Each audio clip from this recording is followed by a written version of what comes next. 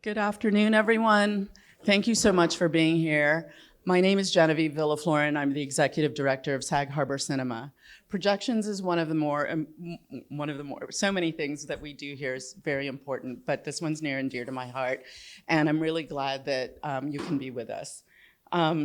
Projections started in 2021, and we try to do 2 or 3 of these every year. And this particular one is sponsored by artist and educator Lucie de Kooning Villeneuve. I'm sure I slaughtered her French last name. Anyway, we're really grateful to her for supporting this program. And so without further ado, I'm gonna introduce my colleague, our Director of Education, Megan McGinley. Oh, I do also want to thank South Fork Bakery and Steve Hamilton for helping us make this possible. It's a really wonderful panel, and I'm really looking forward to hearing it. Anyway, here is Megan, who is going to introduce the whole program. Thank you, Genevieve.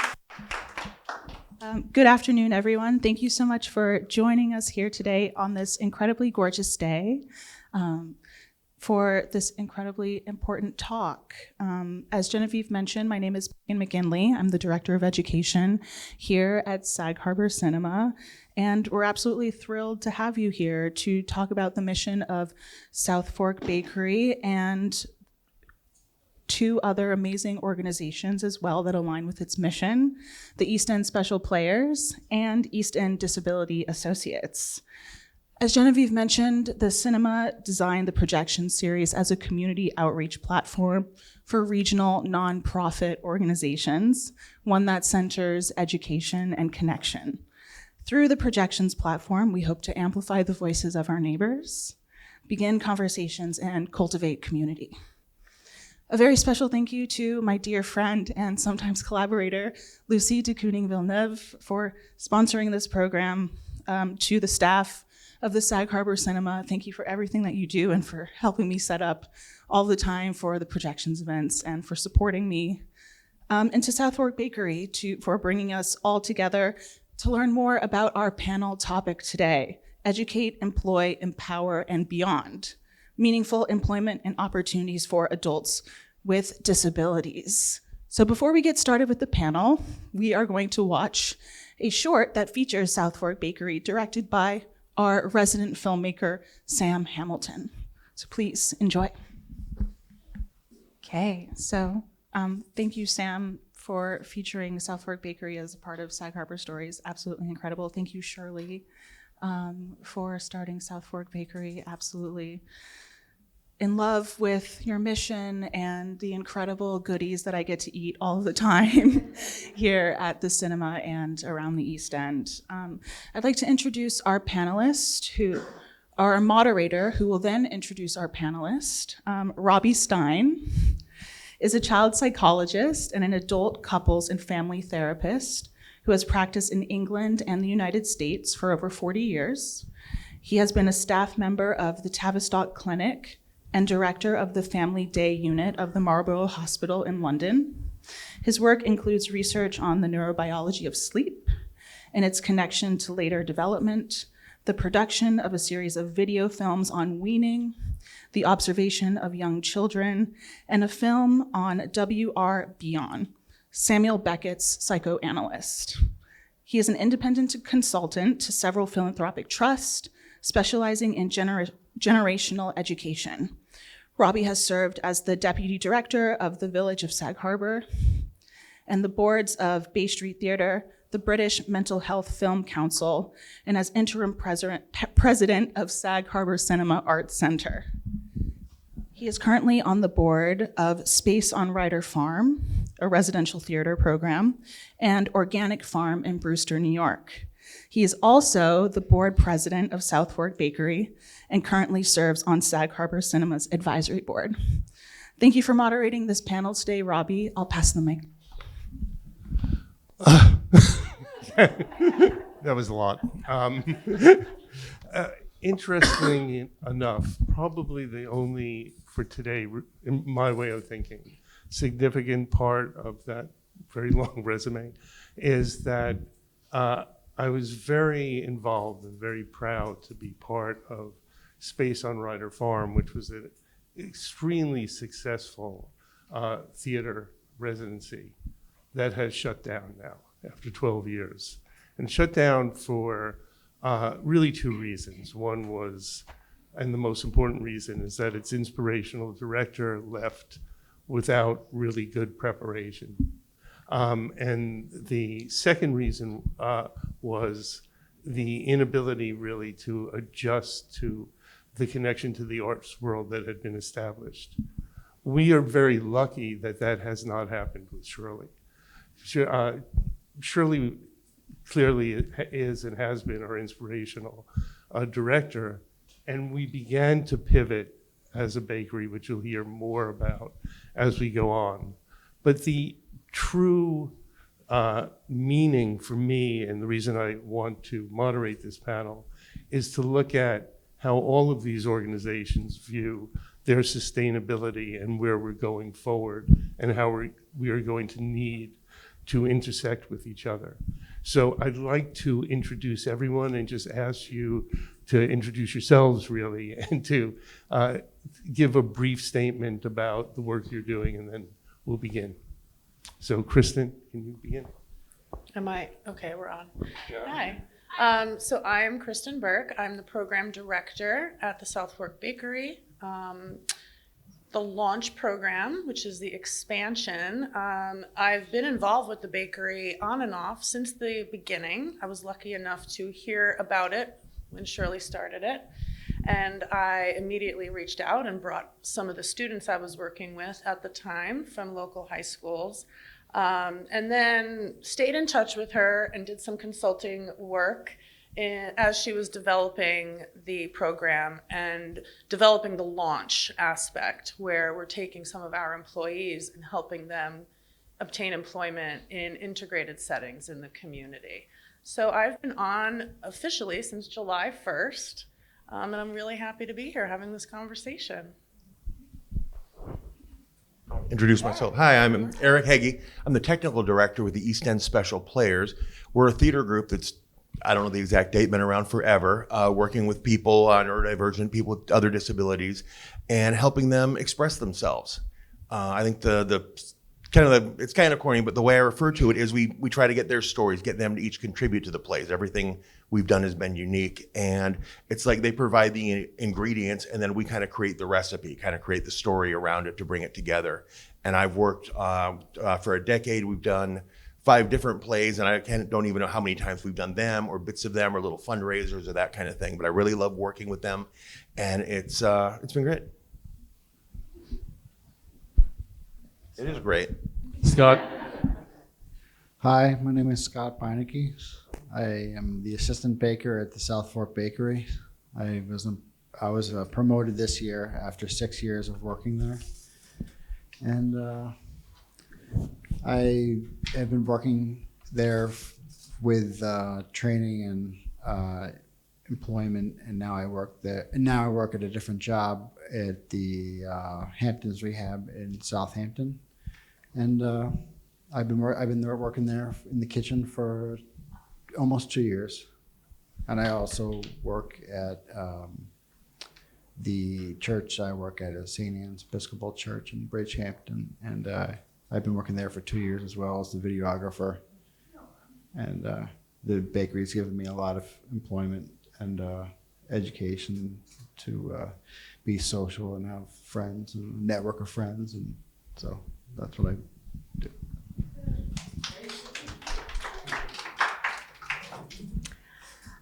I wrote mine down. The South Fork Bakery has truly been a blessing to our son, Scott. I'm Carol Beinecke. I'm his mom, a proud mom.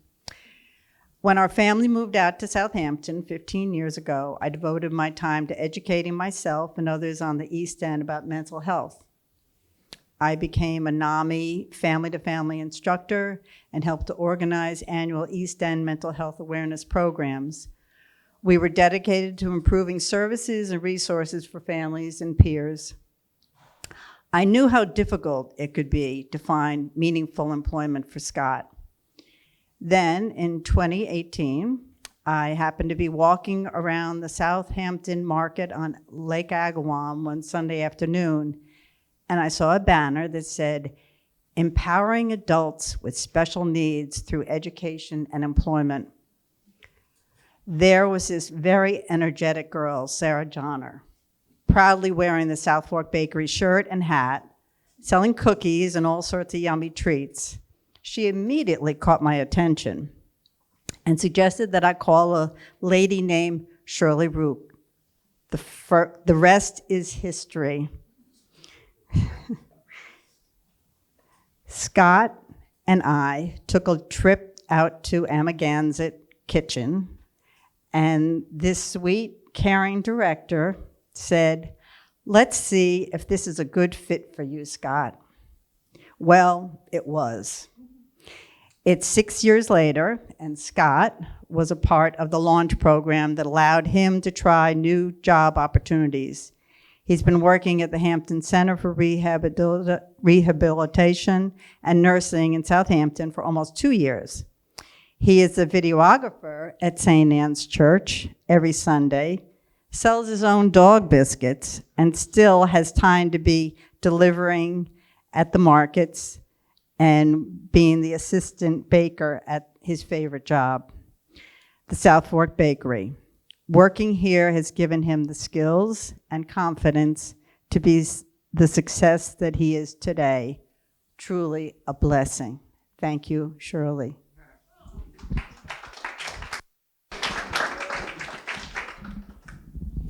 Hi, my name is Simja Bezalel, and I work for East End Disability Associates. We are a non-for-profit that provides services to individuals with developmental disabilities in the East End of Long Island.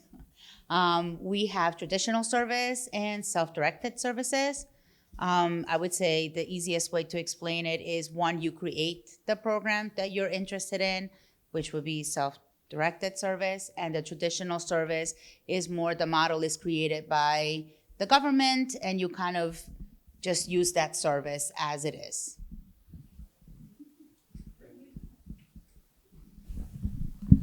Okay, so what I want to do is pose a question to everyone, and we'll just sort of jump in.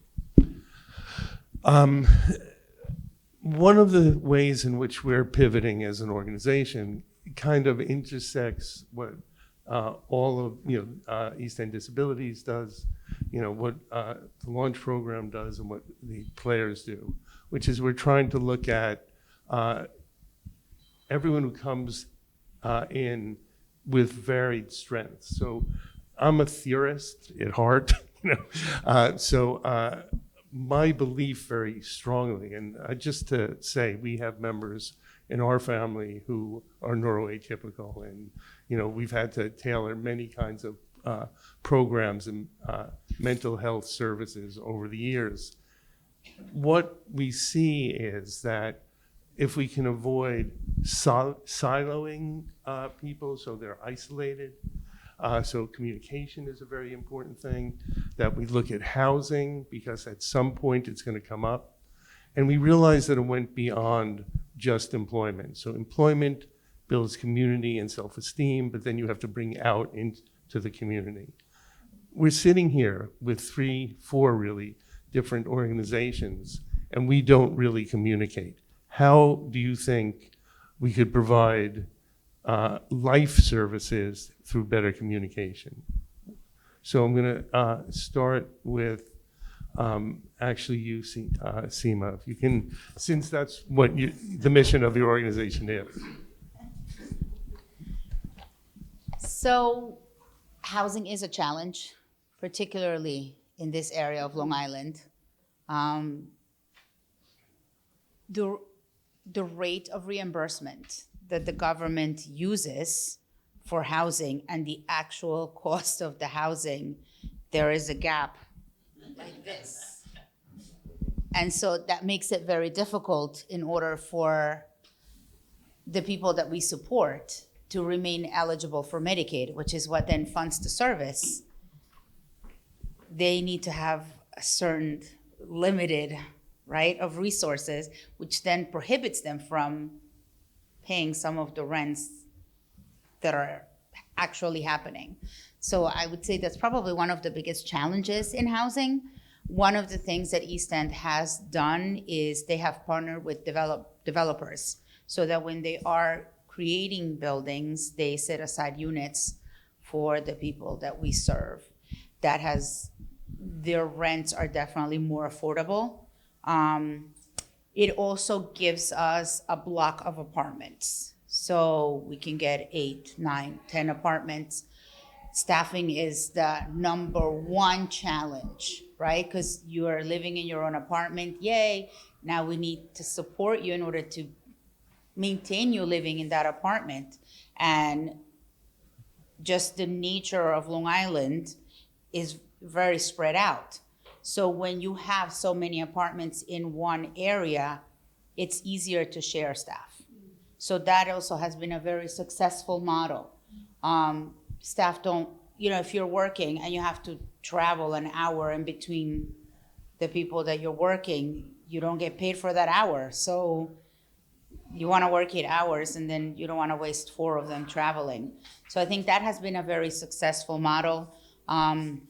Self-direction is really the program that is supporting most, if not all, of these situations. I think that advocacy is key because the challenge is to get a lot of family involvement in those kind of situations, right? So the way that we got some of those apartments was through advocacy, was through families saying, oh, this is my friend, the developer, and this is my child, and how do we make this happen? So that those connections, most of the time, that's how they're happening. I think one of our goals and one of the reasons why we were excited to be on this panel today is to look at innovative ways of realizing that.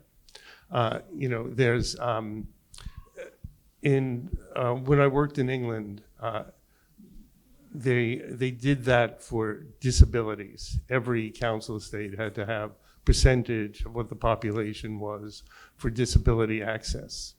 And eventually they did it also there for mental health. I think what is going to have to happen here is something similar, where we begin to realize there has to be private-public partnerships, because the public partnership is inconsistent and not always reliable.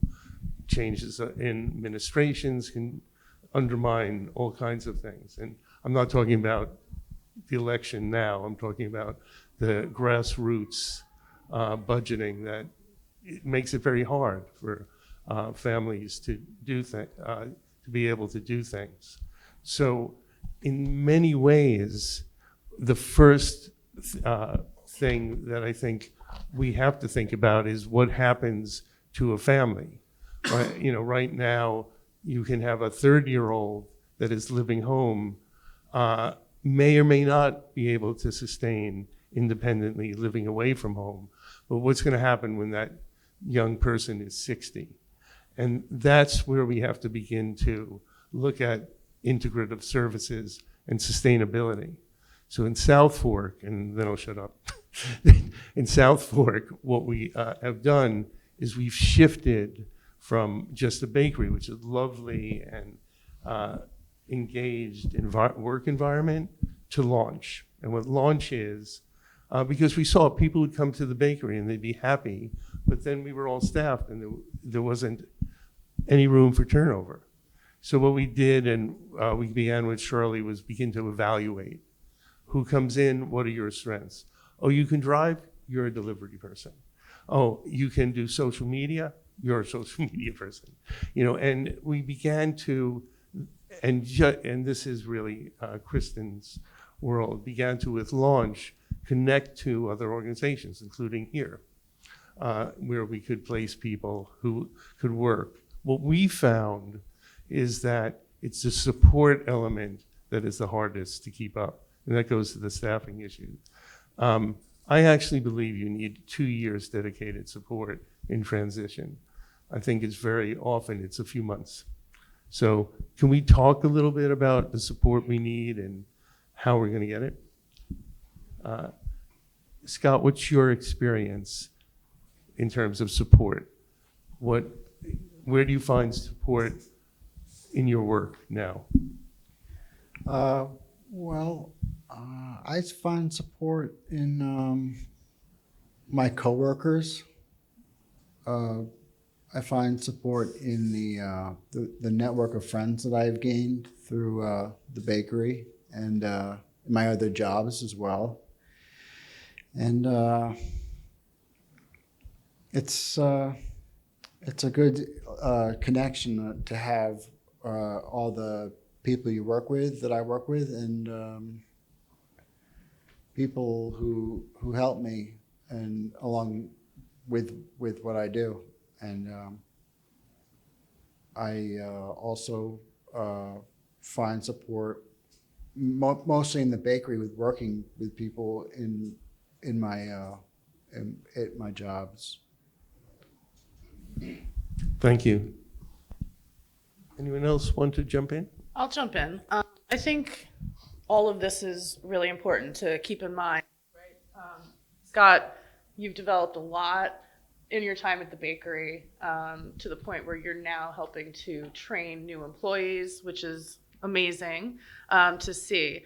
And you're very independent, and not all of our employees are able to be as independent. And so as an employer, it's important for us to be checking in with our employees on the stability of housing, transportation.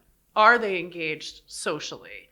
The bakery serves a huge social role for so many of our employees who are then also socializing at East End Special Players or the Explorers Club. And I think it's just important to keep in mind that we need to be concerned about the whole individual. And when things are so siloed, we can lose some people, right? They get lost in, oh my gosh, my car broke down and I don't know who to call or how to arrange alternate transportation. Or my mom usually drives me to work, but she has a commitment, so I need to know how to ride the public bus. And so I have experience in doing all of that, and I've been able to work with employees on that. And it's just another way of helping promote their independence. But it's so hard if we're trying to get information from them, who they're trying to get the information from different agencies or different pieces of their lives. So it's almost like a social worker type role that's really needed, in my opinion. Thank you. I agree. Eric, I'm wondering, when you're working with theater, how you see people connect in that environment and how it carries on. I think that's the most valuable part of what we do is, now I grew up in the 80s, and so people with disabilities were largely segregated. They had their own classrooms, had their own bus, had their own teachers, had their own schedule, and stayed away from us, so I wasn't in contact with them a lot. And then, getting to see the players, the first thing that struck me is like how important that connection is to everyone, how it sustains them through the week. They're able to, I'm going to go see my friends, and when they get there, they have those important connections, those important friendships. And I think that's, the first hour we get there is kind of the lunch hour, and everyone just sits with who they want to sit with and does their own thing, and it helps them grow a lot. And so when I worked with Catholic Guardian, the group homes, it was important to, get the guys together going out. We're gonna have like a big outing and do something. So I was kind of like the cruise director, always finding fun things for them to do, even trips into Chinatown. But yeah, like doing fun and different things, but also just sitting down with people you like and talking to them and share, commiserating, sometimes. Do you see with some people that they seem shy or quiet or loud, and then when they learn to cooperate in theater, it spreads out into other aspects of their life? Or is that a reach? I only see them at Players. I don't know the rest of their lives. Good question, though. Yeah. Now I gotta find out.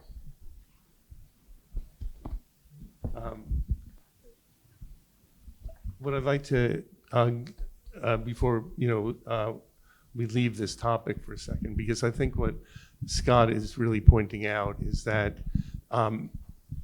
even when people move out from the bakery is still there. That this, and that to me is about sustainability. And as I said in the beginning, my own, how rocked I was when the theater residency ended. I sort of dove in deeply into, okay, what is sustainable for a not-for-profit?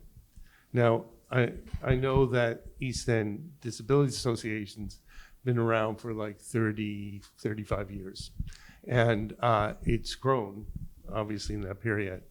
And it, has a grant, seeking element to it, which is very hard for most organizations. Most of us either apply on, rely on the generosity of the community. While the bakery earns income, it does not make a profit. So just to give you an idea of what happens when you start building a program, when Shirley started, I think our budget was around $70,000, half of which Shirley gave through her own pocket. We're probably going to approach $1 million budget either by the end of this year or next year. The bakery may give us between 25 to 30% of that income. So where does the rest of it come from? You can't just have donations that then disappear. So sustainability in support is very important in this stage of development, because classically when a founder leaves, you enter into the valley of death because everyone was giving to that. So when you make that change, the mission is very important to be understood. And so what I hear when I hear about different organizations, in a sense, I hear fragmentation where it needs unity. So I'm going to go back to the original question. Where out of the programs that are even sitting here could we build further unity and strength? Like, do you pool resources, or what to do? And I'll come to that in a bit.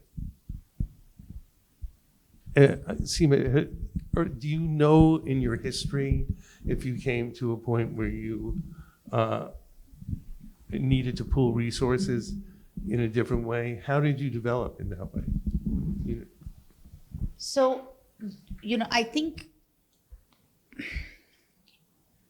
we usually try to use Medicaid funds because that's traditionally what we have.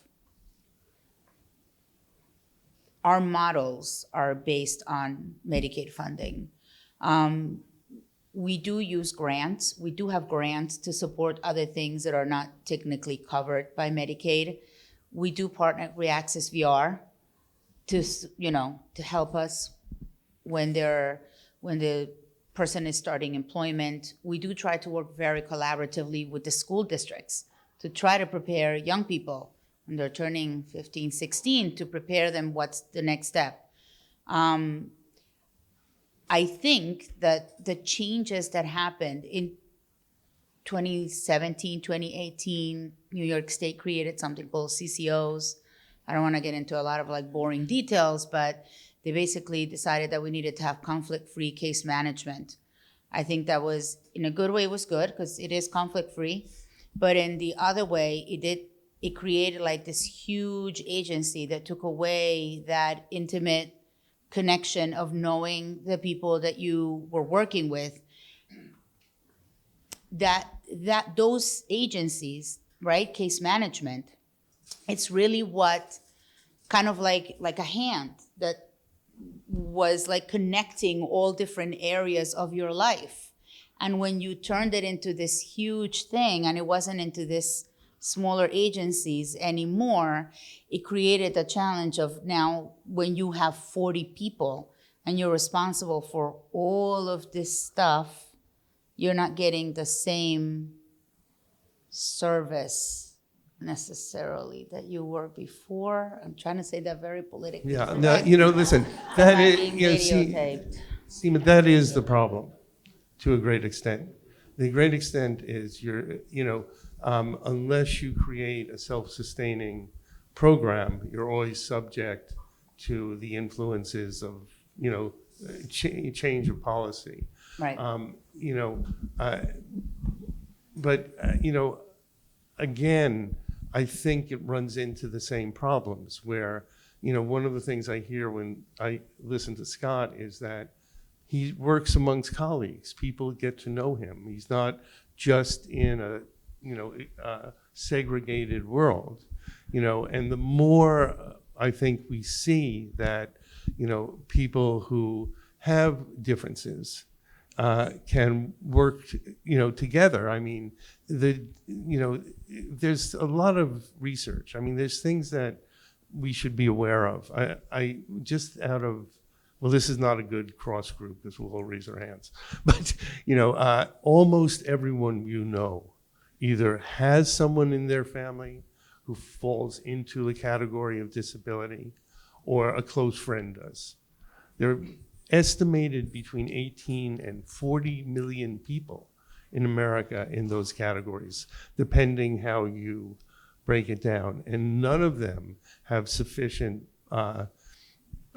policy for life, job, or communication. So the next step that we feel is this is the beginning of is communication. I mean, we're aiming to form a conference, hopefully next year, where we gather together the other like organizations that are, there's Love Michael, for example, that are throughout Long Island, really throughout the country. There are hundreds now of employment theories. Housing, not so much. Communication is better and transportation is better. But it's that hub that looks at the whole lifespan and long-term is, I think, where the sustainability is. But it's going to take innovation, in my mind. I wonder, Carol, if you can maybe have some thoughts on this. One of the things that I think really turned the page for Scott wasn't just working at the bakery and being a baker or packing or whatever he was doing. There was a social part of the program which really changed his way of being with other people. They would have pizza parties or a bowling party, and so they were all gathered together and they could just be themselves. And I think that made a huge difference, especially with the bakery, because most jobs you work and you leave and that's about it. There are support groups out here. I know Scott's involved with Paul in a support group, and they meet, and there are programs out here, not a lot, but just gathering people together to help each other and learn about what they're dealing with and being social. And I think that's been a real perk to the bakery, besides just working at the bakery.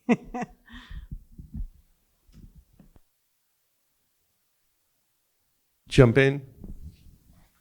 I will. So most of my experience prior to working at the bakery was working with school-age students with disabilities at the high school level transition ages. And you had mentioned earlier that you think transition needs to be longer. Well, in school, it's really meant to be from 14 until that student exits. But the problem is that siloing again. Whose job is it to do which piece? And then you move families from a very supportive school environment where there's regular meetings happening and we're talking about all aspects of life, and then we move to adult services, and often and I'm going to speak directly about Access VR, they want to speak to the adult. And that can cause problems when that information is being translated from the individual to their family and then trying to move forward. So hearing that there are some support groups out here that I don't know about is great. And it's really important because families need to share that information. I know that when I was involved with the schools, there was at one point a special ed PTA on the East End, but then it fades away and then maybe years go by. Some newer, younger parents try to get it started again. But even that, I know a lot of times parents are involved in it for as long as they be, and then they move on. But there's such importance in parents who've been through it, sharing with those younger parents what they've learned, trying to negotiate and deal with these various agencies that come into your lives as adults. Thank you. I want to open up to some, if anyone has questions. Could you, I don't know if there's they need a mic or I'll. I have a mic. Or we can pass it. PCA. You just referenced a PCO and a PCA. Some of us are not. PTO, a parent-teacher association organization that's specific for parents of children with disabilities. Okay, and I'll just jump in quickly. If you've written questions down on a notepad, you can pass those forward, and Genevieve will collect on the opposite end. I have a question for Sue. Here, I'll just pass the mic to you so we can capture the audience. So the gap that you were talking about before in the housing, first of all, where is that housing now that you do have? Where people are actually in the housing, not being developed, and how do you fill that gap monetarily? So we have 10 apartments, the Riverhead Lofts. We have 10 people living in those apartments. We support them all. The rents are lower than what he charges the rest of the building. So with the self-direction portion of the housing and the rent being lowered, they're all making ends meet. That type of housing is very successful because financially they're able to afford it. Housing that's not specifically developed for that is where the challenge comes in. How are people making it work? Families, which I am very sad to say, but families are filling in the gap. If they're very lucky like Scott and they're bringing in income, that helps, right? Again, they still have to stay within those limits. And this is where you kind of have to learn the system, right? So you're hoping that you get a job coach that knows how to fill out an SSA 3033 and shelters half of your wages so that you can maximize your wages and still remain eligible for Medicaid. I don't want to bore anybody, but there's many things that you could do. The challenge is what I just said to you. Half of the job coaches don't know how to do, and then don't do it. And then when you tell them that they need to do this, they say, oh, I don't know how to do that, so I can't do it. And so you're in this, and that's right where the CCOs, the care management agencies, which would be the overarching that would oversee all of this stuff, because and again, that's the silo that you were talking about. So the CCO is the one responsible for overseeing benefits and entitlements. But it's the job coach that would have to apply for you to shelter your wages. They're not interested in benefits and entitlements because to them it's not their job. And that's the disconnect, because it's still the same person losing their benefit. But to the two of them, oh, that's your job and this is my job. Are there tax incentives for developers and landlords to make these units? Suffolk County signed law, I believe. Trish Calandra, I don't know if you guys are familiar with her, but we have something called Housing Navigator. And she's the one for Long Island, and she was very successful very, very aggressive parent. And she was able to secure that with Suffolk County that all new development will have units set aside with the tax incentives for special populations. Now we have to compete with the elderly, right? We have to compete with other populations, but we fall within those populations. Got it. And is there a publicity campaign to make developers and landlords aware that there are these tax advantages they Yes. can partake of? Yes. Susan?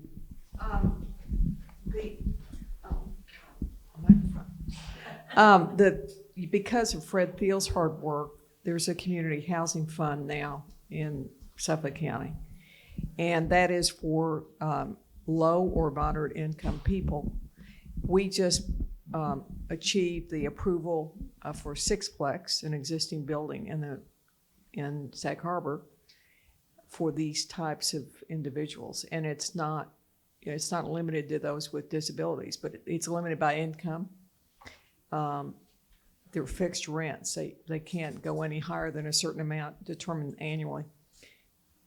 In the state where I'm from, which you can hear this goofball accent, which is Texas, what we had to do was we had to go to the state legislature, because I've been working in affordable housing a long time. We had to go to the state legislature to get enabling legislation for the counties to go around the local towns so that they could have 6-unit apartment buildings for the handicapped and those with disabilities. And the counties help fund these, and they look just like houses. So you have 2 hurdles. One is the financial, and the other is the local regulations. But this law was passed, and so anywhere in the state of Texas, you can be driving along a street, and there could be something that looks like a house, but it may have 6 units in there. They're bedrooms, and they have live-in staff, and it works very, very well and has really made a dent in the problem. So if you combine it with funding from the county and also doing something about the regulations, and maybe look at existing buildings instead of just new ones, because there are hundreds of apartments out here. So that's my 3 bits worth. I think what's true is that going forward, if you look at what's going on, we all need to think of other solutions and out of the box. I mean, if I translate what Sima's saying, is that, basically you're threading a needle to see if you're not going to lose benefits, which also means you can't work as much, which may take away from the social fabric of your life. So it's a survival strategy. It's not actually a living strategy in my mind.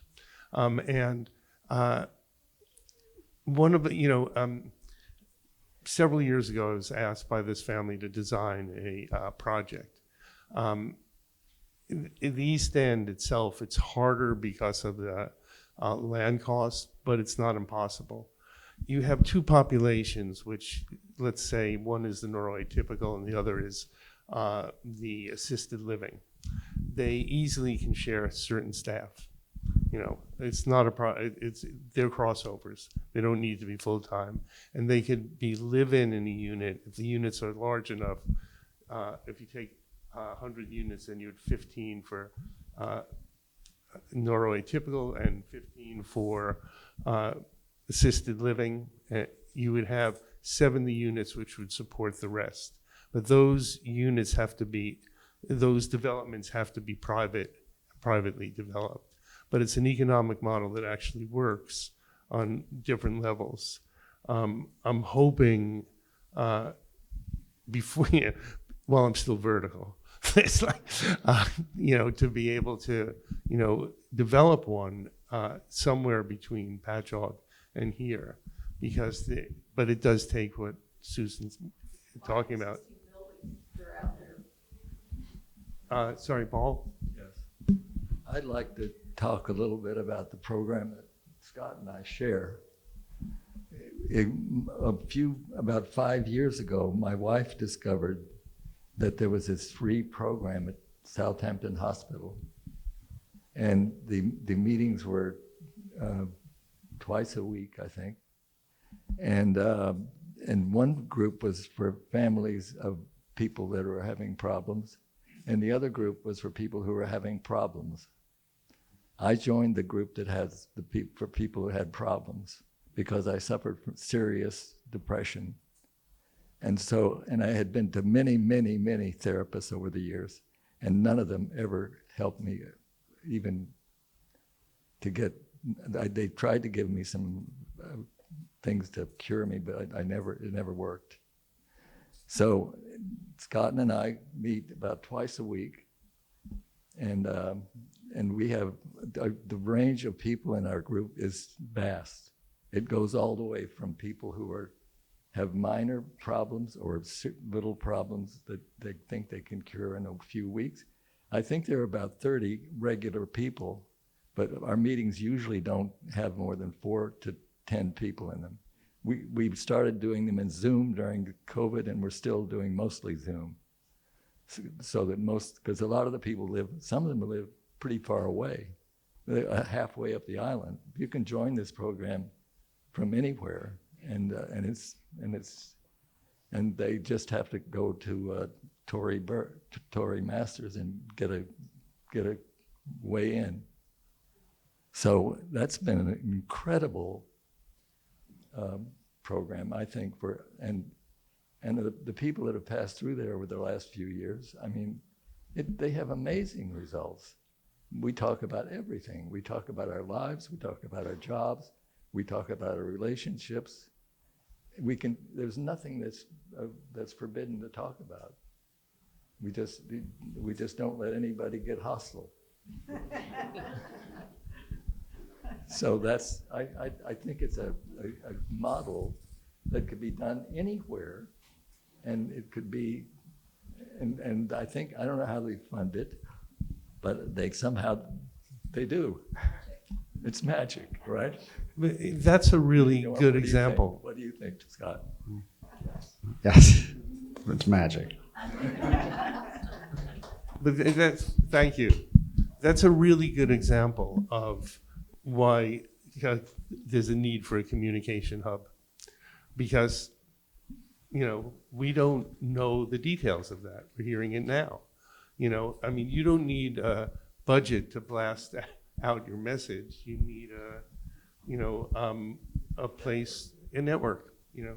I'm sorry. Hi, I was just going to ask, do you think there's somebody locally, I mean, either here in Suffolk County or New York State, on the political side who could be an advocate for these types of programs? Well, right now it's Gus Waltz.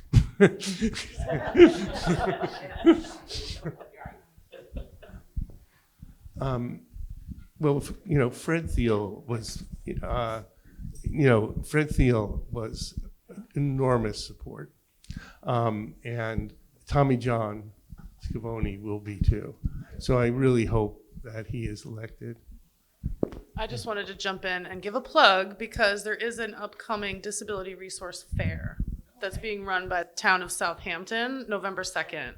So that to me is a great place to come and get information. Where is that? It's going to be at the Senior Citizen Center. Okay. Yeah, and I believe it's their first one, and it's been coordinated with the Southampton schools. So we'll be there, and a lot of other great organizations will be there as well. Rose? I have a question, because there are a couple of elderly people, like one in East Hampton I help, and I'm trying to think, in the past it's been Southampton, and there is someone in each of the town halls that helps senior citizens. So I don't understand why we have a social worker for people with disabilities in the town halls. It's funny because one of our former employees lives in Montauk, which if you don't drive, it can be hard to go and work, even just one town over in Amagansett. And I know that his mother had reached out to the town of East Hampton, and they were letting him use the same bus that they use to transport senior citizens.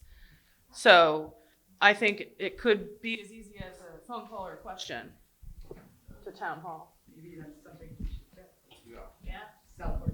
I think it's really, again, looking at the whole system and breaking it down in a different way, that it's not just employment, it's not just, camaraderie, it's not just housing, it's not just transportation.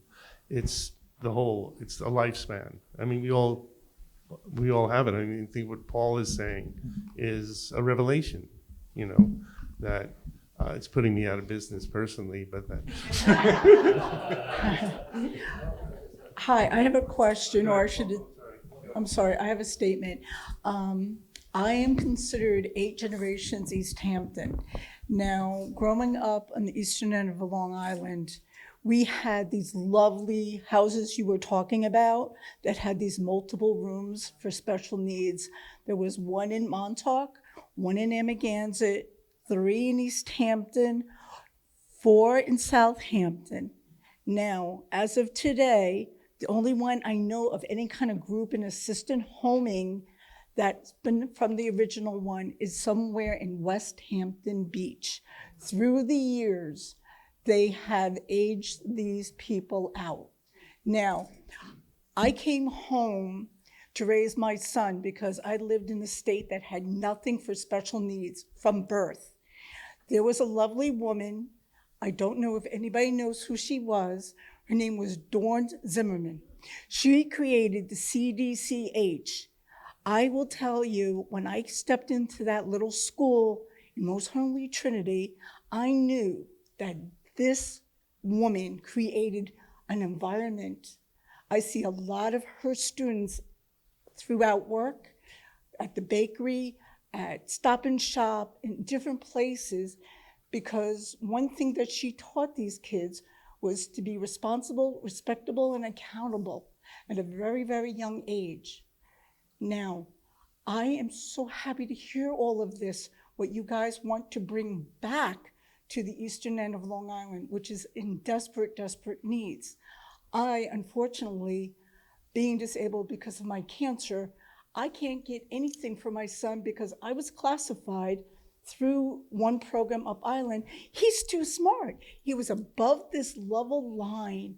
So I have ventured out. I will probably be relocating to Colorado because there's more out there for my son now. The only stipulation is, can he work 6 months? Is he able to do something that they will be able to give him a group home? It's actually a beautiful complex. I mean, it looks like something you would find in Florida. He has his own little studio. There's someone coming in, making sure he doesn't burn the place down, but I wish we had it out here. And I'm so happy that you guys are all here today putting stuff in to bring stuff back to way it used to be. Again, I don't know, I don't see anybody local that I really know of, but I'm just saying is, in the past, it used to be like that. And when I was bringing my son into the public school system from the charter school, the one thing I said to every single teacher and every program and meetings, I wanted to have the same benefit. We had a special needs young man that worked for the school district. And why he got what he got is because his father was the head doctor in Southampton Hospital. And they brought it in and they made sure he is taken care of. I still see this young man. He's 60 years old. He's still working this day. They gave him the opportunity. And a lot of these, when I see these kids, these young adults at the bakery and the potential that they have, I am just so blown away. And I'm always so grateful for Shirley for starting this, because we were almost there at the very beginning when it was in Bridgehampton. So again, I really applaud all of you. Whatever you guys can do for these young people, I hope you get it done. I really, really do. Thank you very much.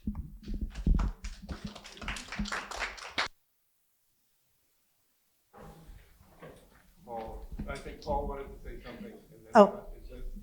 I'm just wondering, just listening to Paul and listening to all of the different organizations represented here, if there's ever been thought about or discussion around forming some kind of local council with all the leadership people from the various different organizations and resources. I come from an arts administration background.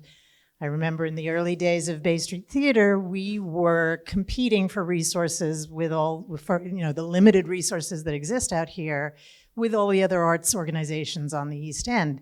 Now I know that there is a arts council that, executive directors and artistic directors locally, at least there was, belong to and network amongst. And I imagine, I know there's some people in this room who probably know more about this than I do now, but I would imagine that has allowed for some pooled resources, allowed for some awareness, allowed for greater communication, greater visibility, those kinds of things. And I know that it probably takes somebody stepping up in a leadership role and organizing all of that, but I'm just wondering if that's a conversation that's ever happened between the various organizations out here. I think that's the idea of the conferencing. That's begin that, because, we all, like what Paul is saying is a perfect example. It's fragmented. There needs to be much more communication. I just wanted, Paul, I know that you wanted to say something. Say one more thing.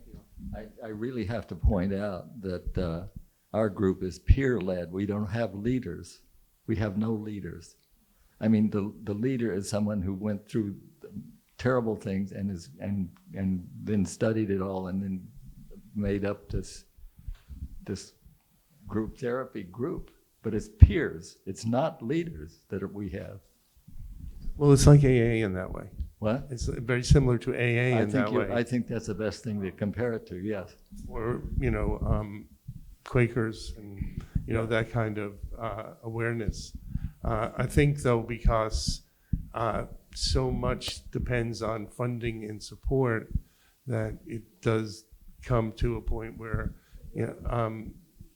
you do need people to be identified as development people.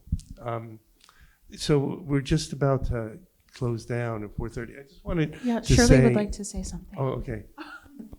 I just wanted to respond to Emma's comment about whether or not people have organized as a group. And there was a group that Paul Rogers organized, if anyone knows Paul Rogers, and he brought in East End Disability, East End Players. We had a representative from them, from the Flying Point Foundation. Kim Covell was represented. I represented the employment piece as representing the bakery. So we were trying very hard to look at all aspects of the life of a person with special needs in our community. And we were working together to try to find housing, to try to find a house for the bakery. We had actually looked at land in West Hampton Beach to see if there was a building there that the church had. And we went through negotiations with them for over a year to try to find, to move the bakery there, to have a facility like Kim Covell has now currently at the Y, or at SYS. But it was very challenging for the reasons that you all have brought up. Getting coordination with the town we talked with them about anything they might be able to give us as far as land or buildings that were not being utilized currently that we might be able to occupy and pay rent. But it was just extremely challenging. And it really needs somebody at the head who's going to be able to stick it out, because Paul Rogers put in his best effort at organizing this for 3 or 4 years. We even got nonprofit status, but it dissolved because the church thing fell through at West Hampton. We'd all invested so much in that. It was just so challenging to work with the government, to work with the agencies. And I think out here is a particularly difficult challenge because we're on the end of an island. We don't have the resources available to us in a radius that you have up the island, with more people and more potential employers, employees, and as far as job coaches and support, things like that. So I applaud you in holding a conference in the next year. I think that's a wonderful idea, and perhaps this can happen again, and this organization can, be revitalized and really make some impacts in the future. So, thank you, Shirley. Before I stop, I just want to comment. I'm sorry that they left. I was very engaged with Dawn Zimmerman when she was starting that charter school. And it's the same problem that you're talking about, Paul. Once the initial energy leaves or isn't there, it's really only about sustainability. Two things help sustainability. One is you broaden your mission, because if you narrow it, it can't sustain. The other is that you encompass more people as well.